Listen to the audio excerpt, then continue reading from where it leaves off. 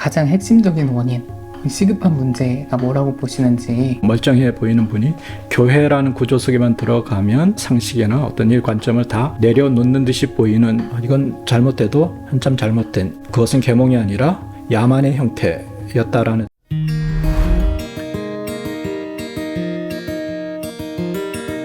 네, 안녕하세요. 오늘의 신학 공부의 장력입니다. 오늘의 신학 인터뷰, 오터뷰 시간인데요. 오늘은 최종원 교수님 모시고 이야기 나눠보겠습니다. 안녕하세요. 안녕하세요. 딱 작년 이맘때쯤 출연을 해주셨더라고요. 그랬죠. 작년 이맘때 교회 경계를 걷는 공동체라는 책으로 인터뷰를 했던 기억이 납니다. 그때 한국에서 뵀었는데 또 이렇게 밴쿠버에서 뵈니까 되게 신기하네요. 더 반갑습니다. 그래서 이번에 제가 학교에서 교수님 수업도 듣고 뜻깊은 시간을 보냈는데 좀 제가 이번에 배웠던 거랑 관련된 책이 나온 것 같아요. 이번에 거꾸로 읽는 교회사라는 제목의 책이 나왔고요. 제가 늘 생각하던 교회사는 그냥 교회 신학의 역사나 교리의 역사이기보다는 교회가 어떻게 터내리고 있는 사회와 연결되고 상호작용해 왔는가, 이런 것이 이제 전 교회사라고 늘 생각해 왔고요. 그런 면에서 근대뿐 아니라 중세 그리고 초기 교회 역사를 들여다볼 때 그 교회가 있던 사회와 어떤 식으로 교류해 왔고 서로 영향을 주고받았는가, 이런 식의 관점에서 교회사를 다루다 보니까 그런 교회에 대한 얘기, 또 교회와 그 당대 사회의 역학, 이런 걸 많이 관심 갖고 다루게 됐죠. 예. 제목이 거꾸로 읽는 교회사잖아요. 예. 그래서 저는 거꾸로 읽는다는 게 시대순을 거꾸로 읽는다는 의미인 줄 알았어요. 그냥 현대부터 과거까지를 조명해가는 거겠다, 그냥 저 혼자 속으로 이렇게 생각했거든요. 근데 읽어보니까 그게 아니라 어떤 관점을 뒤집는 그런 의미에서의 거꾸로인 것 같아요. 거꾸로 읽는다라는 건 제가 꽤 오래 전부터 해왔던 작업이기도 하고, 언젠가는 거꾸로 읽는 교회사라는 제목의 책을 내보고 싶긴 했었어요. 내용은 이제 달라졌을 수도 있겠으나 책 제목은 제가 오래 전부터 생각하고 있던, 제 개인적으로 거꾸로 읽는 세계사에 꽤 영향을 받았던 그런 사람이기도 해서 거꾸로 읽는 교회사 한번 써보고 싶었던 책인데, 이런 거죠. 우리가 성경을 읽을 때 낯설게 보기라는 얘기를 많이 하잖아요. 그래서 한 가지 버전의 번역뿐만 아니라 영어 성경이든 꽤 다양한 역본을 이렇게 보면 우리가 낯설게 또 새롭게 볼 수 있다라는 얘기를 많이 하듯이, 저는 성경의 역사도 길지만 성경의 역사는 기록된 텍스트는 굉장히 제한적이지 않습니까? 그런데 역사는 그보다 훨씬 더 방대하고 사건들도 많이 있죠. 근데 제가 늘 아쉬웠던 거는 신학자들이 읽어내는 역사 신학의 관점에서만 교회사를 늘 다뤄왔던 것, 이게 저는 늘 아쉬웠어요. 그래서 그것을 넘어서서 좀 더 낯설게 새롭게 볼 수 있는 요소들, 여지들이 굉장히 많은데 우리는 너무 편협하게 좁게만 다뤄져 왔다. 그래서 거꾸로 한번 읽어보고 낯설게 읽어보는 게 우리의 어떤 단순한 지적인 호기심을 충족하는 것뿐 아니라 교회를 바라본 우리의 지평을 좀 더 넓히는 데 도움이 되겠다 싶어서 그런 제목의 책을 쓰게 됐습니다. 그래서 이 책 서문 들어가는 말에 보니까 모든 역사는 현재의 역사다, 이런 말을 인용하시면서 이제 시작을 하시더라고요. 그것도 이제 좀 역사인식을 거꾸로 생각해보는 방식이라고 볼 수 있을까요? 그렇죠. 우리는 이제 보통 역사하면 근대 역사의 아버지 랑케라는 분이 이런 얘기를 했거든요. 역사가의 주관을 배제하고 과거를 있는 그대로 바라보는, 그리고 우리가 이걸 이제 과학적 역사학 이렇게 표현하는데요. 역사가의 편견을 배제하고 과거를 혹은 사료를 객관적으로 들여다보고 그것을 분석해서 써내는 것, 이것이 이제 우리가 역사라는 생각을 해왔어요. 그것이 틀리다라고 말할 수는 없지만 여기서의 문제는 누구도 온전한 객관의 자리에 설 수는 없다라는 겁니다. 그런 면에서 그럼 과연 역사가가 추구할 것이 엄밀하게 객관의 역사인가, 과학적인 역사만이 역사가가 추구해야 될 지표인가, 이런 고민을 사실은 하게 됩니다. 우리가 오해할 필요는 없을 것 같습니다. 주관과 편견을 그대로 용인하자라는 의미보다는 역사의 본질은 과거 자체를 드러내는 것이기도 하지만 역사의 본질은 잊혀졌던 혹은 잘 들려지지 않았던 것을 끄집어내서 되살려내는 것, 이것 역시도 굉장히 중요한 역사의 성격이라고 생각합니다. 그래서 이제 굳이 우리가 포스트 모던 역사를 들먹이지 않더라도 요즘은 이제 역사를 어떤 과학적인 방법론 속에서 이해하려는 시도보다는 오히려 역사는 허구가 가미된 혹은 상상력이 굉장히 중요하게 다뤄지는 문학의 장르로 역사를 바라보는 흐름이 있거든요. 그러다 보니까 역사를 어떤 역사가의 주관이 있다면 그 주관을 있는 그대로 인정하고 역사가의 시각, 역사가의 시야, 역사가의 관점, 그 관점에서 다채롭게 역사를 바라다 보자. 이런 식의 이제 연구 흐름이 생겨나는 거죠.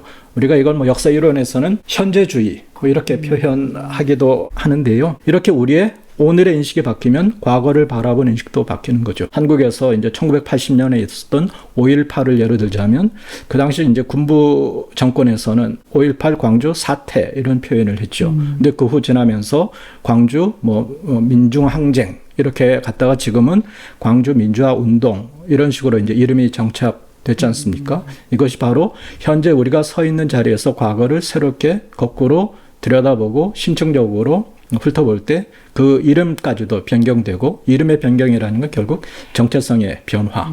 이런 부분에서 우리는 적극적으로 어떤 점에서 모든 역사는 현재의 역사다라는 것을 우리 삶 속에서 늘 인식하고 살아가는 것 같습니다. 제가 이번 학기에 제일 인상 깊었던 수업 중에 하나가 근대지성사 교수님 수업이었는데 좀 이야기가 어렵더라고요. 그래서 저한테 막 책도 빌려주시고 하셨잖아요. 그래서 예전엔 제가 역사가 그냥 과거의 일들을 이렇게 그대로 받아들이는 거라고 생각을 하니까 역사가가 그럼 딱히 할 일이 없겠는데 이런 생각이 드는 지점도 있더라고요. 그러니까 옛날 일이 이제 어느 정도 이런 일이 있었다라는 게 알려졌으면 지금 역사가는 굳이 뭐 더 할 게 없지 않나? 이런 생각이 들었는데 이제 현재의 자리에서 과거를 다시금 해석하는 일들이 이제 역사다. 좀 그런 내용이 책에도 잘 담겨 있는 것 같아요. 그리고 또 교수님이 그 니버의 유명한 말을 이제 좀 이렇게 패러프레이즈 비틀어서 소개하시면서 도덕적인 기독교인과 비도덕적 교회 이런 표현을 하셨어요. 그래서 이게 좀 요즘 한국교회 자아상이다. 약간 이렇게 말씀하신 것 같은데 이게 어떤 의미인지 궁금합니다. 어떤 분에게는 이게 굉장히 불편할 수 있는 표현일 것 같아요. 이런 얘기를 우리가 흔하게 요즘 듣는 것 같습니다. 어떤 지적으로도 크게 문제가 없고 멀쩡해 보이는 분이 교회라는 구조 속에만 들어가면 그분이 평상시에 가지고 있던 지식이나 상식이나 어떤 일 관점을 다 내려놓는 듯이 보이는 선택을 할 때가 있다. 사실 이건 뭐 딱히 크게 부정할 수 없는 현실이 아닌가 싶습니다. 저는 교회라는 것이 가지고 있는 적어도 한국 교회가 암묵적으로 가지고 있는 암묵적으로 요구하는 기준, 틀 뭐 이런 게 그 안에 있는 성도분들에게 영향을 주지 않나 하는 생각을 꽤 오래 해왔어요. 그러니까 교회라는 세팅 속에서는 어떤 정치 얘기도 어떤 민감한 얘기도 하기 어려운 그래서 그 안에 있다 보니까 자연스럽게 혹은 뭐 자기 검열의 결과일 수도 있지만 정답만 얘기해야 되는 그래서 그 안에서는 자유롭게 내가 표현하지 못하는 안전하지 않는 공간인 경우가 많겠다 혹은 많다라는 경험을 사실 적지 않은 분들이 하는 것 같습니다. 그러니까 그 구조 안에 들어가면 내가 평상시에 가지고 있던 도덕적인 관념도 경우에 따라서는 비도덕적으로 틀지어지는 이런 경험을 할 때도 있는 것 같아요. 뭐 예컨대 차별이나 혹은 배제나 혐오나 이런 건 종교와 어울리지 않는 이름인데 원치 않게 우린 교회라는 세팅 속에 들어가면 눈을 감고 그런 것을 이렇게 못 본 채 하는 경우도 있고 그것이 덕이 된다라고 생각하는 경우도 있는 것 같아요. 저는 한국 교회가 우리가 인정하고 싶지 않겠지만 그런 틀 주어진 구조 이게 뭐 저는 악의 구조다라고 말하는 건 섣부른 표현이겠습니다만 한국 교회 구조가 그렇게 건강하지 않다. 그래서 그 속에 있는 사람들 역시도 거기에 영향을 받을 수밖에 없는 게 아닌가. 그럼 이제 한국 교회가 좀 그런 구조를 가지게 된 데에는 여러 가지 원인들이 있겠지만 교수님이 생각하실 때 가장 핵심적인 원인 시급한 문제가 뭐라고 보시는지. 한국 교회는 하나의 안전하게 또 효율적으로 기능하는 조직으로서의 교회라는 생각을 많이 하는 것 같아요. 제가 뭐 늘 근대사에서 그런 생각을 하는데 근대의 특징은 효율이거든요. 효율하고 규정하기. 전 이것이 이제 근대의 특징이라고 생각하는데 교회라는 공간도 어떤 교회가 가지고 있는 이른바 사명 또 교회가 지향하는 가치 이런 걸 위해서 모든 사람들이 일사불란하게 가장 효율적으로 뭉치고 또 우리가 그렇게 뭉쳐야 될 이유가 무엇인가를 가장 명징하게 규정하는 것. 이런 것에 우리가 익숙해 있다 보니까 교회라는 것이 병원이든 혹은 뭐 학교건 혹은 군대건 어떤 특정한 이데올로기, 특정한 이념 속에 딱 틀주어져 있는 그런 게 예전보다 훨씬 더 강력하게 자리하고 있는 것 같아요. 그러다 보니까 탄력성, 유연성, 포용성 이런 가치가 시간이 지날수록 사라지고 어떤 면에서는 꽤 경직되어 있는 모습. 저는 이게 현상적으로 나타난 것이기도 하지만 근대가 추구했던 혹은 근대 교회가 근대성에 맞춰서 추구해왔던 효율과 어떤 목표 지향의 특징 이런 것 하나의 반영이 아닌가 싶고 지금 이제 한국 교회에서 노정되는 여러 교회의 반사회적인 모습 이건 그것에 따른 자연스러운 귀결이 아닌가라는 생각을 저는 할 때가 많습니다. 저도 뭐 신학도 그렇고 다른 학문도 그렇고 20세기 들어서면서 이렇게 근대에 대한 반성들을 많이 하게 되잖아요. 특히 2차 세계대전 이후에 지금까지 우리가 했던 게 정말 막 그렇게 이상적이었나 막 이런 거 돌아보고 근대성의 문제들에 대해서 얘기하고 그걸 극복해 보려는 시도들이 막 나타난 것 같은데 한국 교회는 이런 근대성에 대한 반성이 뒤늦게 자각을 하고 있는 게 아닌가 그런 생각이 들기도 하네요. 그렇죠. 저는 뭐 코로나를 겪으면서 또 최근에 지나치게 정치화된 교회의 모습을 사람들이 현상만을 보고 한탄하기보다는 그것이 나오게 된 그 원인 이런 걸 좀 우리가 경험한 근대와 잇대어서 우리가 살펴볼 필요가 있다는 생각을 저는 합니다. 이제 이 책의 구성이 궁금한데요. 한 20개 정도의 그 에피소드라고 할까요? 그런 이야기가 담겨 있는 것 같아요. 어떤 식으로 이렇게 주제를 선별하시고 배열하셨는지. 사실 이 책은 2022년 1월부터 그 이듬해 6월까지 한 18개월 동안 목회와 신학이라는 잡지에 연재했던 연재글이에요. 그때 전체 주제는 역사 목회자들에게 묻다라는 컨셉이었어요. 그러니까 이 책이 의도했던 1차 독자는 목회자들이었던 거죠. 목회자분들은 신학 혹은 뭐 교회사에 굉장히 익숙한 분들이라고 할 수 있잖아요. 그래서 교회사를 교리사나 신학서로만 이해하는 이분들에게 어떻게 교회가 터내리고 있는 사회와 상호작용을 해왔는가를 조금 더 면밀하게 이렇게 드러내고 싶은 그래서 우리가 익숙하게 간주하던 것을 하나하나 뒤집어 봄으로써 새로운 어떤 생각, 유연한 생각 이런 걸 가질 수 있도록 도와주는 것 이런 식의 시도를 했던 거죠. 그래서 가장 첫 번에 나온 주제가 성경, 그 다음에 예배, 그리고 전통, 또 여성, 과학, 또 기독교에서 얘기하는 폭력과 평화, 또 약자의 문제, 이런 문제들을 가장 대표할 수 있다고 판단되는 하나의 역사적 사례에 잇대서 제가 이제 설명을 하려고 했습니다. 목회와 신학은 한국교회에서 많은 이제 목회자들이 보는 잡지인데 기본적으로 보수적인 목회자분들에게 익숙한 잡지라고 저는 생각을 했어요. 그래서 이분들이 이걸 수용할 수 있을지 이런 관점, 이런 접근을 다행히 반응이 좋아서 원래는 이제 12개월 1년 연재하려던 것을 6개월을 연장을 해서 18개 이제 꼭지가 완성이 됐습니다. 그것이 이제 이 책의 토대가 됐죠. 그래서 최초에는 이걸 시대순으로 내부로 배열을 했었어요. 그러다가 시대순보다는 주제별로 이것을 선정하는 게 조금 더 자연스럽다라고 해서 편집 과정에서는 이제 이것이 주제별로 나누게 됐습니다. 그럼 이제 그 챕터 중에 교수님이 가장 애착이 가는 챕터를 2개만 골라주신다면? 애착이 간다는 건 그만큼 사람들이 들어보지 못한 얘기다. 나만이 할 수 있는 얘기다. 그런 거기 때문에 애착이 가는 부분이 있는 것 같아요. 굳이 이제 그 기준으로 뽑자면 3장의 온전한 낚시꾼과 온전한 그리스도인, 그리고 8장에 나오는 루터와 한나의 읽는다는 것.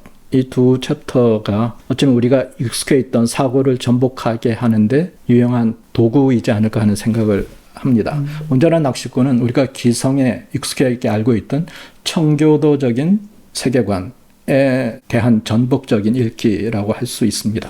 어떤 전투적이고 대결적인 종교를 넘어서서 산상수훈의 평화를 실제로 추구하는 새로운 역사의 기독교 역사의 흐름을 소개한 책이기도 하고요. 거기서 이제 저는 청교도 혁명으로 이른바 땅을 잃어버렸던 영국 성공회가 어떻게 다시 그 땅을 찾았는가. 산상수훈에 보면 온유한 자가 땅을 기업을 얻는다라고 얘기했잖아요.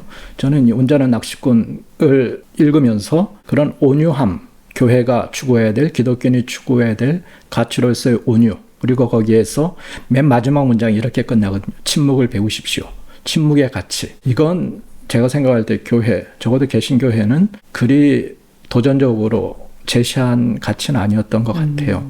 그 부분에서 저는 온전한 낚시꾼이라는 책을 뒤집어서 읽으면서 우리가 생각해보지 않았던 새로운 관점을 좀 더 고민할 수 있지 않을까 싶고요. 그와 연결해서 8장에 루터와 한나 읽는다는 것도 그렇습니다. 개신교는 체계 종교라고 흔히 표현하거든요. 주체적으로 성경을 읽어나가는 종교가 개신교였죠. 중세에는 이른바 평신도들에게 성경이 열려있지 않았던 책이니까요. 개신교의 정체성은 그렇게 주체적으로 읽어나가는 것이라고 저는 정의를 합니다. 근데 지금 우리의 현실은 스스로 주체적으로 읽어나가는 데 관심을 두기보다는 이것이 진리라고 선포되는 것을 듣는 데 머무르는 것이 아닌가, 그런 아쉬움이 있어요. 듣는 것도 중요하지만 내가 주체적으로 읽어나간다라는 건 이 책에서 그 8장에서 기록했듯이 내가 미성년의 자세를 벗고 성년이 된다라는 것. 성년이 된다라는 것은 나의 행위에 책임을 진다라는 것으로 저는 이해를 합니다.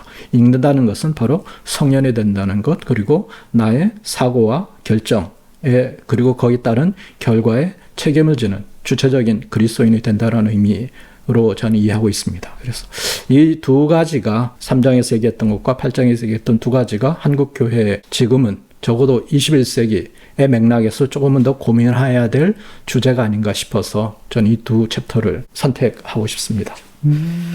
그 주체성에 대해서 말씀을 해주셨는데 그게 나가는 말이랑도 좀 연결이 되는 것 같아요. 그래서 이제 나가는 말에서 이 책은 계몽서다 이렇게 표현을 하셨잖아요. 그래서 굉장히 좀 도발적일 수 있는 문장인 것 같은데 이게 어떤 의미인지. 맨 마지막 두 문장이 이렇게 끝나죠. 이참에 털어놓자. 이 책은 계몽서다. 저는 출판사에서 이걸 편집해달라고 요구를 할 줄 알았어요. 그래서 안 읽을 수 있겠다 싶었으면 마지막에 이제 슬쩍 끼워넣은 것일 수도 있는데, 출발은 그런 거죠. 많은 분들이 계몽이라는 단어를 떠올리는 건 12.3 비상계엄 사태를 겪으면서 한국 보수 기독교계가 보였던 모습, 그리고 광장에 선 많은 분들이 보였던 모습 속에서 한국 보수 기독교의 맨 얼굴을 보지 않았나 싶어요. 어떤 특정한 신념에 경도돼서 이른바 폭력까지도 불사할 수 있는 이 모습, 그리고 그것을 일탈이라고 생각하기보다 애국심이라고 생각하고 어떤 올바른 선택이라고 생각하는 이것이 저에게는 굉장한 충격이었어요. 그리고 그러한 비상계엄을 계몽되었다라고 표현하고 계몽령이라고 스스로를 인식하는 사람들이 적지 않게 있다라는 게 제가 생각할 때 이건 잘못해도 한참 잘못된, 그것은 계몽이 아니라 야만의 형태였다라는 생각을 저는 했습니다. 그래서 만약에 12.3 비상계엄이 없었다라면 아마 거꾸로 읽는 교회사 이 책의 내용이나 포맷도 굉장히 많이 바뀌었을 것 같아요. 근데 저는 지금껏 이 12.3 이후의 일들을 겪으면서 한국 기독교에 대해서 숨기면서 조심조심하게 얘기하는 것보다는 조금 더 우리의 모습을 직설적으로 드러내는 것이 필요하겠다 싶은 생각에서 아주 거친 표현이지만, 탐탁지 않을 수 있는 표현이지만 계몽이라는 단어를 이제 차용해서 썼습니다. 참된 계몽이 무엇인가에 대해서 우리가 한번 고민해보자라는 취지라고 이해해 주실 수 있을 것 같아요. 그래서 교수님이 이 책을 이제 매운맛이다 이런 표현을 종종 하셨잖아요. 그래서 실제로 좀 불편하게 느끼실 독자분들도 계실 것 같아요. 그런 분들에게 전하고 싶은 말씀이 있으신가요? 그것은 정확하게 제 의도가 먹힌 거죠. 저는 이 책이 익숙하게, 그렇지, 내 속을 시원하게 긁어준 책이다라고만 읽히기는 원치 않아요. 오히려 저와 생각이 대척점에 서 있는 분들이 불편함을 느끼고 그 불편함에서 그치지 않고 함께 고민을 좀 더 한 걸음 더 깊이 들어갈 수 있게끔 하는 마중물의 역할을 했으면 좋겠습니다. 그래서 불편함을 느끼셨다면 외람되지만 그것은 제 의도가 적중한 것이다 라고 이해를 해주시면 좋을 것 같고요. 저는 한국교회에 큰 문제가 이런 것 같아요. 우리가 남이가라는 것 같은 그리스도인인데 이렇게 불편한 얘기, 이렇게 비판적인 얘기를 우리끼리 해서 교회에서 이 덕스러움을 없애버려서 되겠는가라는 암묵적인 요구들이 있는 것 같아요. 근데 그 결과는 저는 한국교회가 안고 있는 선택적인 침묵과 선택적인 저항을 낳은 게 아닌가. 그래서 그런 모습이 교회 바깥의 사람들이 볼 때는 쉽게 동의되지 않는 그런 모습으로 많이 나타나는 거죠. 지금 우리가 서 있는 자리가, 한국교회가 마주하고 있는 현실이 그렇게 녹록지 않고 으쌰으쌰 우리가 열심히 하자라는 어떤 반복적인 구호로 회복될 수 있는 여지가 없다고 보기 때문입니다. 그런 부분에서 조금 더 불편하고 쉽지 않은 자리이지만 이런 자리에서 우리를 돌아보는 연습을 하는 것, 그리고 종교라는 것이 어떤 확신의 싸움이 아니라 어쩌면 수행, 우리 자신을 그 관점을 가지고 성찰하는 것, 이것이 우리에게 더 많이 요구되는 상황이 아닌가 싶습니다. 아마 뭐 이 영상이 나갈 때쯤이나 새로운 정부가 들어설 수도 있을 것 같습니다. 그때는 이제 한국 교회의 고민도 새로운 출발점에 서지 않을까 싶습니다. 길게 보자면 코로나19부터 12.3 계엄 이후까지 지금껏 한국 교회가 한국 사회 속에서 보여줬던 모습, 이것을 우리가 지금 성찰적으로 돌아볼 수밖에 없는 상황 속에 우리는 내던져졌다고 생각합니다. 이런 면에서 우리에게 요구되는 것은 집단적인 성찰이라고 생각합니다. 그 과정을 잘 견뎌나가고 성찰을 통해서 뭔가 새로운 물꼬를 터나갈 수 있을까요? 그러한 당위적인 노력을 하는데 조금이라도 어떤 도움을 줄 수 있다면 저는 이 책이 할 수 있는 역할은 한 거라고 개인적으로 생각합니다.